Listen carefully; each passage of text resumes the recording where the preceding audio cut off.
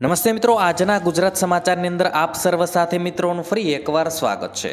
તો આજના સમાચાર વિશે વાત કરું તે પહેલાં તમને જણાવી દઉં કે વિડીયો ખૂબ જ અગત્યનો છે અને આજના સમાચારની અંદર ખેડૂત ઉપયોગી સમાચારો વિશે વાત કરેલી છે. તો વિડીયોને છેલ્લે સુધી જોતા રહેજો અને ચેનલને હજુ સુધી સબસ્ક્રાઇબ ના કરી હોય તો તે પણ કરી લેજો. તો મિત્રો વાત કરીએ આજના પ્રથમ સમાચારને લઈને. તો કેન્સરની દવા વિના મૂલ્યની સારવાર. મિત્રો, હિમાચલ પ્રદેશમાં કેન્સરના દર્દીઓ માટે સારા સમાચાર આવ્યા છે. સરકારે તમામ દર્દીઓને મફત સારવાર આપવાની જાહેરાત કરી છે. સીએમ સુખવિન્દર સુખોએ આ નાની જાહેરાત કરી હતી. મુખ્યમંત્રીએ જણાવ્યું હતું કે રાજ્યમાં કેન્સર પીડિત દર્દીઓને મફત દવાઓ આપવામાં આવશે અને તેમની સારવાર પણ સંપૂર્ણપણે મફતમાં કરવામાં આવશે. સરકારી હોસ્પિટલોમાં 42 દવાઓ વિના મૂલ્યે અપાશે. અને મિત્રો, કેન્દ્રની સારવાર માટે વપરાતી ટેસ્ટુઝુમ્માબ રસીનો પણ સમાવેશ થાય છે, જેની કિંમત લગભગ 40,000 રૂપિયા છે. ત્યાર પછી મિત્રો, મહત્વના સમાચાર વિશે આગળ વાત કરીએ તો મફત સિલાઈ મશીન. મિત્રો, ફરી વખત મહિલાઓ માટે ફ્રી સિલાઈ મશીન યોજના 2024 બહાર પાડવામાં આવે છે. મહિલાઓ ઘર બેઠા જ સ્વરોજગારી કરી આત્મનિર્ભર બને તે માટે સરકાર દ્વારા વિવિધ યોજનાઓ ચલાવવામાં આવે છે. રાજ્યની આર્થિક રીતે નબળી મહિલાઓને સરકાર દ્વારા વિનામૂલ્યે ફ્રી સિલાઈ મશીન આપવામાં આવે છે. માનવ કલ્યાણ યોજના 2024 હેઠળ 1 જુલાઈથી વિવિધ સાધન સહાય આપવામાં આવી રહી છે. મિત્રો, અહીં આપેલ વેબસાઇટને અનુસરીને તમે ઓનલાઈન મફત સિલાઈ મશીન માટે અરજી કરી શકો છો. ત્યાર પછી મિત્રો, મહત્વના સમાચાર વિશે આગળ વાત કરીએ તો એસબીઆઈના કરોડો ગ્રાહકોને મોટો ઝટકો. મિત્રો, દેશની સૌથી મોટી સરકારી બેંક સ્ટેટ બેંક ઓફ ઇન્ડિયાએ MCLRમાં વધારો કર્યો છે. MCLR 8.85% વધીને 8.95% થયો છે. મિત્રો, આ નવા દરો 15 ઓગસ્ટ 2024થી અમલમાં આવી ગયા છે. મિત્રો, MCLR વધવાને કારણે હવે બેંક પાસેથી લોન લેવી મોંઘી પડશે. મિત્રો, હવે તમારે હોમ લોન, કાર લોન અને એજ્યુકેશન લોન માટે વધુ EMI ચૂકવવી પડશે, જેની સીધી અસર ગ્રાહકોના ખિસ્સા પર પડશે. ત્યાર પછી મિત્રો, મહત્વના સમાચાર વિશે આગળ વાત કરીએ તો 450 રૂપિયામાં ગેસ સિલિન્ડર. મિત્રો, થોડા દિવસો પહેલા જ મધ્યપ્રદેશના મુખ્યમંત્રી મોહન યાદવે લાડલી બહેન યોજના હેઠળ 450 રૂપિયામાં LPG સિલિન્ડર આપવાની વાત કરી હતી. સીએમ મોહન યાદવે કહ્યું હતું કે રાજ્યની 40 લાખ પ્રિય બહેનોને જેમની પાસે પ્રધાનમંત્રી ઉજ્જવલા યોજના અને નોન પ્રધાનમંત્રી ઉજ્જવલા યોજના હેઠળ ગેસ સિલિન્ડર છે, તેમને 450 રૂપિયાના દરે ગેસ સિલિન્ડર આપવામાં આવશે. મિત્રો, આ ઉપરાંત લાભાર્થી બહેનોને સરકાર દ્વારા દર મહિને ₹1250ને બદલે 1500 રૂપિયા આપવાનું કહ્યું છે. ત્યાર પછી મિત્રો, મહત્વના સમાચાર વિશે આગળ વાત કરીએ તો વર્ષમાં 3 વખત મફત ગેસ સિલિન્ડર મળશે. મિત્રો, મુખ્યમંત્રી મેરી લાડલી બહેન યોજના મહારાષ્ટ્ર સરકાર દ્વારા ચલાવવામાં આવતી એક સામાજિક યોજના છે, જેના હેઠળ રાજ્ય સરકાર દર મહિને ગરીબ મહિલાઓને 1500 રૂપિયા આપે છે.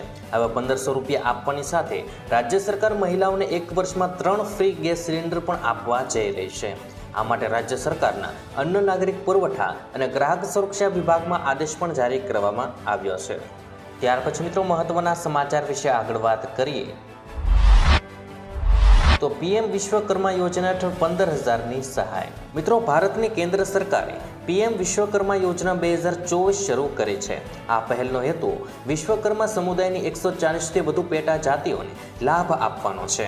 આ યોજના માટે સમુદાયોને ન્યૂનતમ વ્યાજ દરે લોન અને અન્ય વિવિધ સરકારી લાભો ઓફર કરે છે. આ ઓફરનો લાભ લેવા માટે પાત્ર ઉમેદવારો ઓનલાઈન અરજી કરી શકે છે. વડાપ્રધાન નરેન્દ્ર મોદી 1 ફેબ્રુઆરી 2023ના રોજ રજૂ કરવામાં આવેલી PM વિશ્વકર્મા યોજના લાયક લાભાર્થીઓને વ્યાપક તાલીમ કાર્યક્રમો પ્રદાન કરવા માટે ડિઝાઇન કરવામાં આવી છે. તાલીમ દરમિયાન સહભાગીઓને 500 રૂપિયાનું દૈનિક ભથ્થું પણ મળે છે. વધુમાં સરકાર બેંક ટ્રાન્સફર દ્વારા ટૂલકિટ ખરીદવા માટે 15,000 પ્રદાન કરે છે. આ યોજના હેઠળ વિશ્વકર્મા સમુદાયના સભ્યો પોતાના વ્યવસાય શરૂ કરવા માટે મફત તાલીમ મેળવી શકે છે અને 3 લાખ સુધીની લોન 5%ના વ્યાજ દરે પણ મેળવી શકે છે. લોન મિત્રો 2 તબક્કામાં આપવામાં આવે છે. પ્રથમ તબક્કામાં 1 લાખ રૂપિયા અને બીજા તબક્કામાં 2 લાખ રૂપિયા. ત્યાર પછી મિત્રો, મહત્વના સમાચાર વિશે આગળ વાત કરીએ તો BSNLને લઈને સૌથી મોટા સમાચાર. મિત્રો, સરકારી કંપની BSNLની 4G સેવાને લઈને મોટું અપડેટ આવ્યું છે. કંપની 15 ઓક્ટોબરે તેની 4G સેવા શરૂ કરવાની સત્તાવાર જાહેરાત કરી શકે છે. મીડિયા પાસેથી મળતી માહિતી અનુસાર અત્યાર સુધીમાં કંપનીએ લગભગ 25,000 સાઇટ ઇન્સ્ટોલ કરી છે. તે જ સમયે BSNLની 4G સેવા 15 ઓક્ટોબરથી શરૂ થઈ શકે છે અને કંપની જૂન 2025 સુધીમાં 1 લાખ સાઇટ્સનું ઇન્સ્ટોલ કરવાની યોજના ધરાવે છે. ત્યારબાદ મિત્રો મહત્વના સમાચાર વિશે આગળ વાત કરીએ તો રિક્ષા ખરીદવા 48,000 સુધીની સહાય. મિત્રો, રિક્ષા ખરીદવા માટે હવે તમને 48,000 રૂપિયાની સહાય સરકાર દ્વારા ચૂકવવામાં આવશે. જે મિત્રો રિક્ષા ખરીદવા માંગતા હોય એમના માટે આ સૌથી મોટી જાહેરાત કરવામાં આવી છે. પરંતુ આ રિક્ષા ઇલેક્ટ્રિક રિક્ષા છે. જે લોકોએ ઇલેક્ટ્રિક રિક્ષા ખરીદવી હોય તેમના માટે આ મોટી જાહેરાત કહી શકાય. તો ગુજરાત સરકાર દ્વારા પેટ્રોલ અને પર્યાવરણના પ્રદૂષણને બચાવવા માટે ઇલેક્ટ્રિક વાહનોને પ્રોત્સાહન મળે એ માટે મિત્રો આ નવી યોજનાની જાહેરાત કરી છે. જેની અંદર જે મિત્રો ઇલેક્ટ્રિક રિક્ષા ખરીદવી હોય અને 48,000 સુધીની સહાય આપવામાં આવશે. આ યોજનાની અંદર કોને કોને લાભ મળશે તેની વાત કરીએ તો રિક્ષા ચાલક મહિલા, સાહસિક વર્ગોએ, મહિલાઓને યુવા વર્ગ જે સ્ટાર્ટઅપ કરવા માંગતા હોય અને અનુસૂચિત જાતિ અને અનુસૂચિત જનજાતિના લોકોને, જે લોકો આર્થિક રીતે પછાત છે એવા લોકોને પણ આ યોજનાનો લાભ મળશે. તો હવે મિત્રો રિક્ષા ખરીદવા માટે 48,000 રૂપિયા સુધીની સહાય ગુજરાત સરકાર દ્વારા આપવામાં આવશે. ત્યારબાદ મિત્રો મહત્વના સમાચાર વિશે આગળ વાત કરીએ તો ખેડૂતોને 4,000નો હપ્તો આપવા માંગ. મિત્રો, RSS સાથે જોડાયેલા સંગઠનોએ ખેડૂતોને લઈને સરકાર પાસે માંગણીઓ કરી છે. ભારતીય કિસાન સંઘ, ભારતીય મજદૂર સંઘ અને સ્વદેશી જાગરણ મંચે નાણામંત્રી નિર્મલા સીતારામન પાસે માંગ કરી છે કે PM કિસાન યોજના હેઠળ ખેડૂતોને આપવામાં આવતી વાર્ષિક 6,000 રૂપિયાની રકમ વધારીને 12,000 કરવામાં આવે. જ્યારે હાલમાં ખેડૂતોને દર 4 મહિનાના અંતર સાથે 2,000ના 3 હપ્તા આપવામાં આવે છે.